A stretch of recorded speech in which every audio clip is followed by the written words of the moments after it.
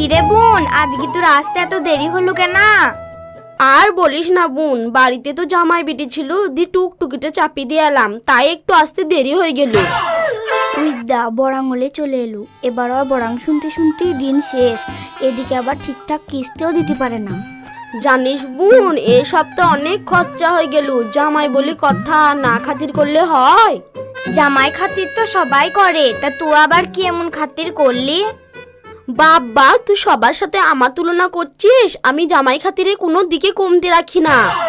তা জামাইয়ের কি খাতির করলি আমাদেরকে একটু বল, আমরাও তো একটু শুনি। শুন তাইলি, প্যান্ট, জামা, শীতের কাপড়, খাসির মাংস, মুরগির মাংস, বিরিয়ানি, আবার থাম থাম, উই দে মনে হচ্ছে নতুন স্যার আসছি। তাই তো তুই নতুন স্যার মনে হচ্ছি, আবার ভূগোলে কত কি বইলে আসছি। দেখ এই নামনি আবার জলাঙ্ক হবে নাকি। আচ্ছা দিদিরা, এখানে কি মণিমুক্ত দল বসে? আমি মোবাইলের লোকেশনে বুঝতে পারছি এখানেই কোনো একটা বাড়িতে বসে। হ্যাঁ স্যার, আমরাই মণিমুক্ত দল। আর আপনি এখানে নতুন দেখি বুঝতে পেরেছি। তা চলেন স্যার, ভিতরে চলেন। চলুন চলুন, ভিতরে চলুন।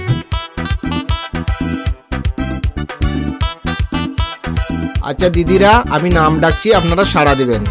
ঠিক আছে স্যার। জিয়া খাতুন। আমি স্যার। রিয়া বিবি। আমি স্যার। ঠিক আছে। রোজিনা খাতুন। আমি স্যার। তাড়াতাড়ি করেন স্যার, আমার আবার বাড়িতে কাজ আছে। আরে থামুন তো, কিস্তি বাড়ি তত তাড়াতাড়ি করলে হবে না দিদি। স্যার, আমার তো কিস্তি শেষের দিকে। আগের বারে তো 50,000 টাকা নিয়েছিলাম, এবার কিন্তু 70,000 টাকা লুবো। আরে দিদি, সত্য কেন, 1 লাখও পেতে পারেন, কিন্তু এবারে নিয়ম কানুন কিছু চেঞ্জ হয়েছে। তা কি নিয়ম কানুন স্যার? তাহলে শুনুন, বড় স্যারের অর্ডার। এই যে এই ওজন দাড়িটা দেখছেন, এতে চাপাবো যে যত কিলো ওজন তত 1000 টাকা কিস্তির লোন পাবেন দিদি। হ্যাঁ বোন, এ আবার কি কথা বলছি টি? স্যার, আমি তো 70,000 টাকা লুবো বললাম, তাইলে এবার কি হবে? আরে ও সব ছাড়ুন তো, সবাই একে একে আসুন। আমি ওজন দাড়িটা দেখছি, চাপুন, আমি লিখে লিখছি।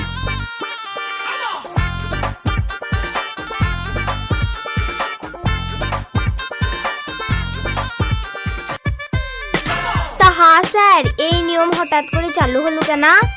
হ্যাঁ দিদি, বলছি সব বুঝিয়ে বলে দেবো, ধৈর্য ধরে বসুন।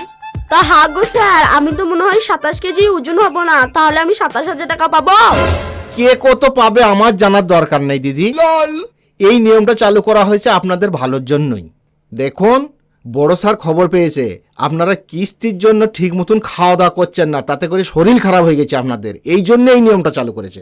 তার জন্য আপনারা ঠিক মতন খান, আর মোটা হন, আর বেশি করে লোন পান। যত সব ধরেন আমার কিস্তিটা নেন, আমার আবার বাড়িতে মেলা কাজ পড়ে আছে। ওই গুড় আছে, গুড়, খাজুরে গুড়, আখের গুড়, পাটালি গুড়, ঢিলা গুড় লোবা নাকি গো বুবুরা? দাঁড়ান স্যার, আমি এইখান থেকে 200 টাকা নিলাম। আমার স্বামী আজকে খেজুরের গুড় খেতে চেয়েছে। আজকে যদি আমি খেজুরের গুড় না আলি, তাহলে স্বামী আমাকে কেলাবে। এ কি দিদিরা, কার স্বামী গুড় খাবে না ধুকি খাবে না পিঠি খাবে সে আমি কি করে বুঝবো? কিস্তির টাকা নিয়ে চলে গেল গুড় কিনতে। হ্যাঁ স্যার, ওই রকমই মেয়ে, ওকে কিছু বলতে যেন না, ও গোটা গায়েই ধার করে বেড়ায়। তাই নাকি? হ্যাঁ স্যার, কিছু বলতে গেলে আবার ওর স্বামী শুধু এসে গদাগদ বসিয়ে দেয়। ও গুড়ালা, দাঁড়াও।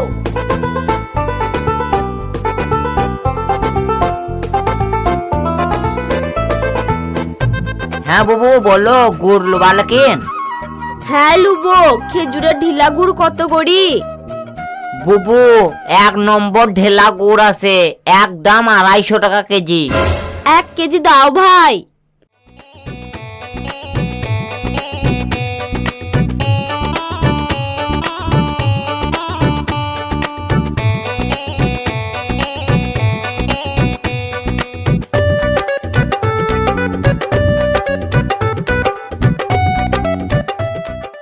ও বুবু 200 টাকা কেনা দিচ্ছু, 250 টাকা বললাম যে, তার 50 টাকা দাও।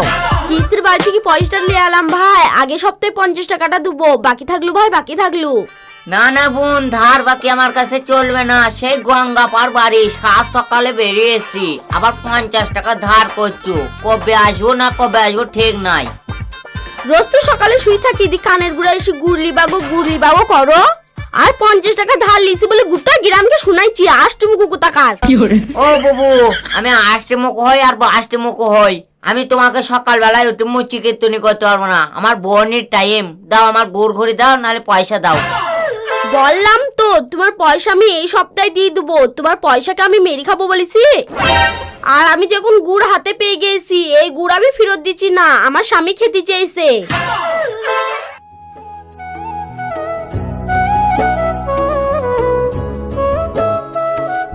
ও গুড়ালা ভাই, তোমার কাছে যে একটা মেয়ে গুড়লি ছিল, তো ওই মেয়েটা কই? আর বলো না, সকালবেলায় বোনের টাইম আর 50 টাকা ধার করতে পারল। কবে আসবো আর কবে পাবো ঠিক নাই। দেখছেন স্যার, গুড়ালাকেও বাকি রেখে দিয়ে চলে গিয়েছে, ওর সাথে কেউ পারে না স্যার। আরে পারে না বললে হবে, চলুন ওর বাড়ি যাই। বাড়ি তো যাবেন স্যার, বললাম না ওর স্বামী খুব মাথা গরম আর ও খুব ঝগড়াটি। আমরা শুধু আপনাকে বাড়িটাই রেখে দিয়ে আসবো, আর মুখে কিচ্ছু বলবো না। বেশ বেশ, তাই চলুন।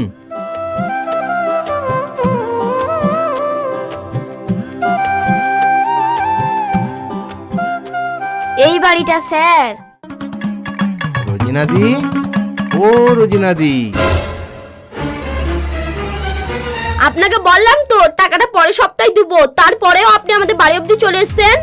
আরে তো আসবো না, আমাকে তো স্যারকে পয়সাটা বুঝিয়ে দিতে হবে নাকি? দিদি, যা হোক করে পয়সাটা দিয়ে দিন, দিয়ে দিন। ওই দেখেন স্যার, আসছি, ওইটা ওর স্বামী।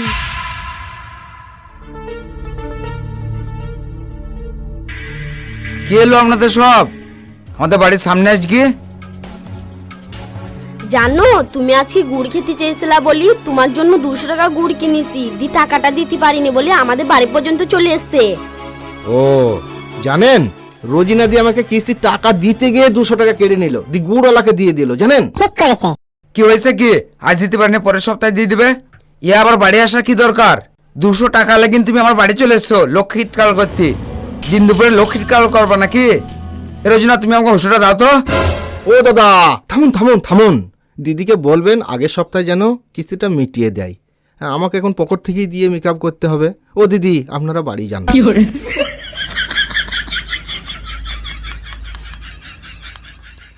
দেখলা রোজিনা, আমি ঘাস কাটবো বলে হোসটা চালাম আর ধারা ঘটিয়ে দিল।